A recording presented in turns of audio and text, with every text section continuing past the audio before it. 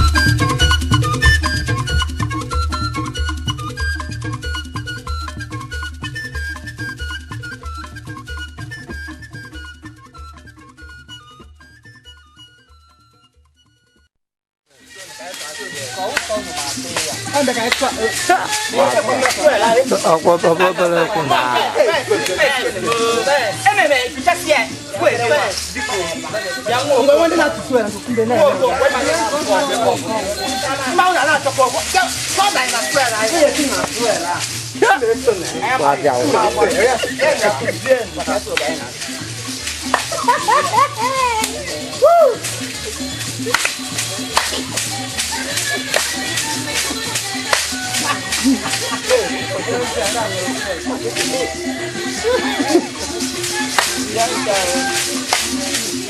Whatever we say.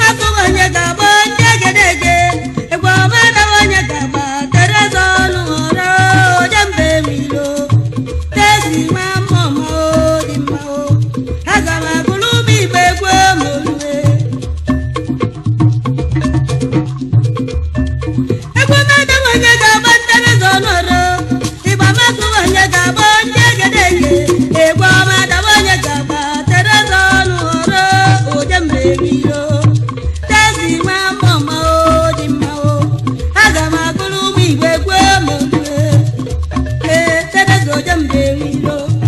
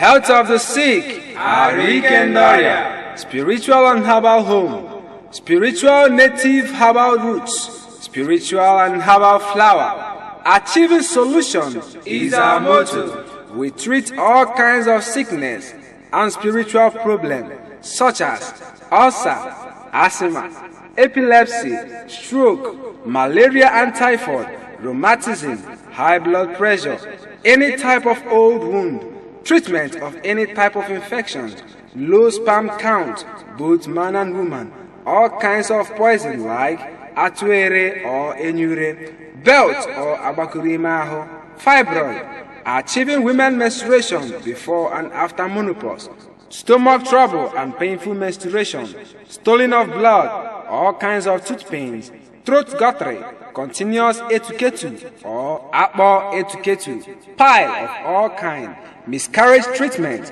all spiritual problems such as progress in business, all kinds of madness, achieving your husband, movement of objects in the body, constant headache, stopping of bad dreams. You can contact Health of the Sick on these numbers 080-332-596-83 or 081-208-07244 or 070-898-93021.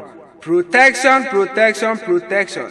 Protection from all kinds of poison such as pin, mtoto, abakurimahu, belt, atuere or enyure, matching of poison, constant headache, okerembawisi, and etc. etc. Some of these treatments will be achieved within a week or 3 months. Health of the Sick, Arikendaria.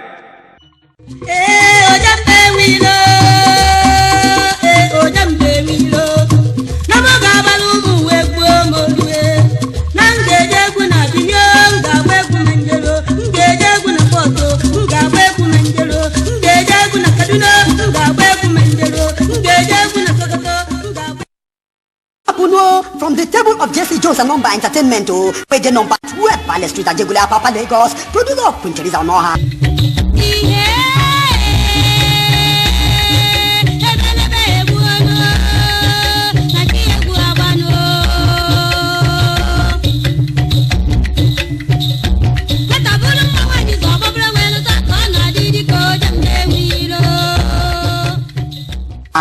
Produce Spider, Utudo.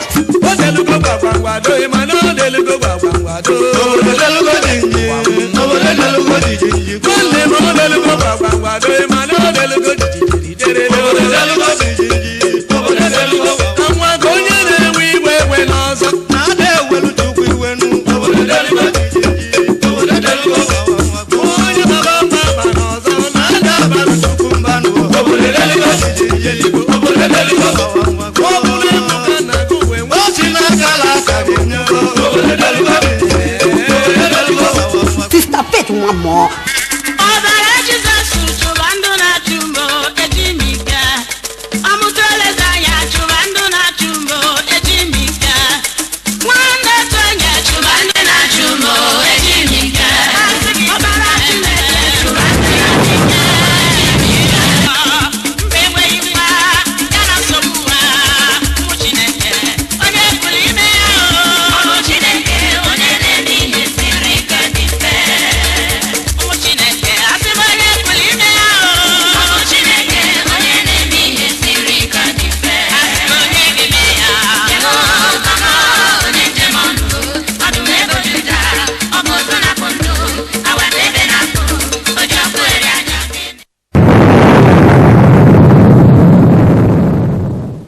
Madam Lada, follow the ladder to heaven. Hey, I go follow the ladder go heaven, Sebo. Follow the ladder, follow the ladder, follow the ladder to heaven. Madam, follow the ladder, follow the ladder, follow the ladder to heaven. Madam, follow the ladder, follow the ladder,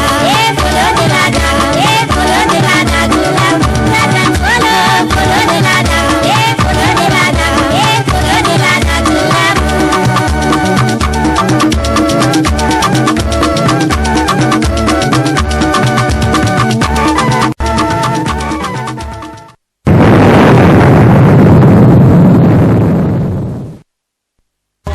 another chatbuster. Ogbonge new VCD of Madam Lada. Now waiting be this. Make una conceal. See the man wey cut in tongue, throw am for fire. Because he did not enter hell fire. Make una conceal this girl. This girl unko, she cut him hand throw away for fire self. Oh, hey, this one na trouble. Oh, trouble tie rapper for this VCD. Nah true now. Instead my hand go put me for inside fire.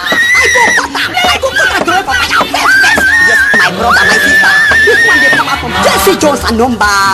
In the Selamo. And if I want to package on a home video CD, make una bring her.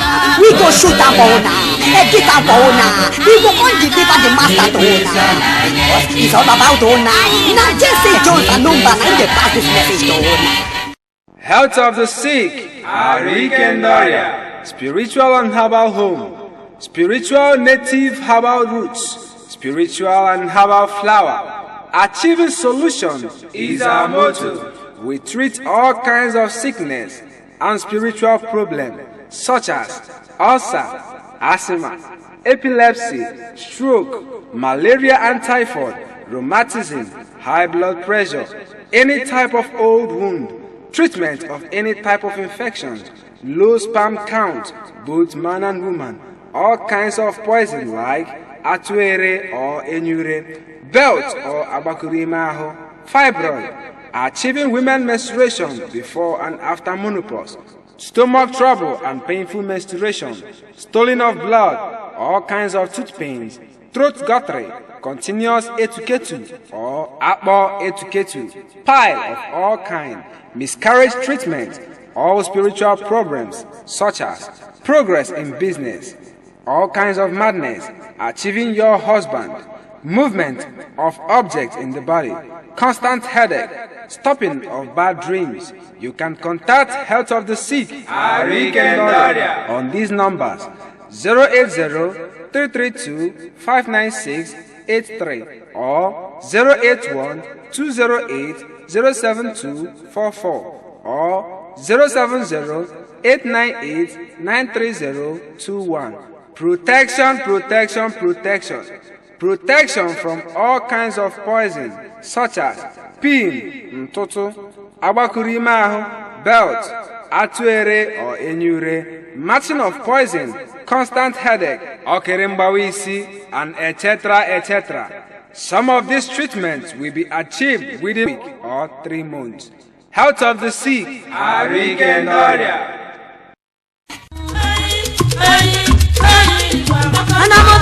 Wado hadiano liyango la kaliamu. Nekwe na jawa ne tobi budi yan foto la kaliadia. Iwe kene mon. Ohaneze kene mon. Ohaneze ndi iwe kene mon. Adada ramma. Kanduno fosi one mafia. Mba. Ofoya na zo. Mba. Ofwezo nwere ike izu unu. Mba. Impossible. Okweshikọta ukwezo ọnụ ewere eza unu. Yes. Ya mere. Ya mere ayiri igwe adike. Otu akọ. Ewu ga-agụrụ unu ugbu a ayiri igwe adike. Otu akọ. Ya anyị nọ na-ada anyị mma. Ya anyị na-ebulu na-atọ anyị ụtọ. Thank you.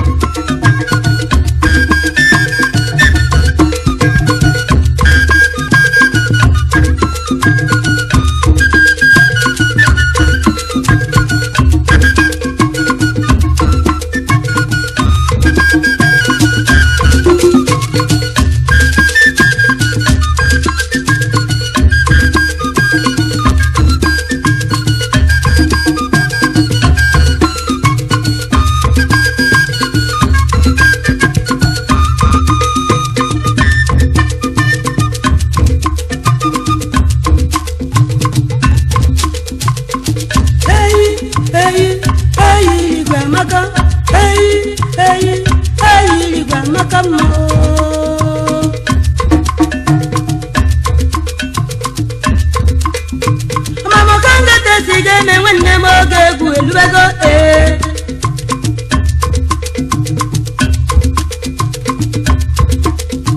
mama kangete sige me nwanne m oge egwu elubego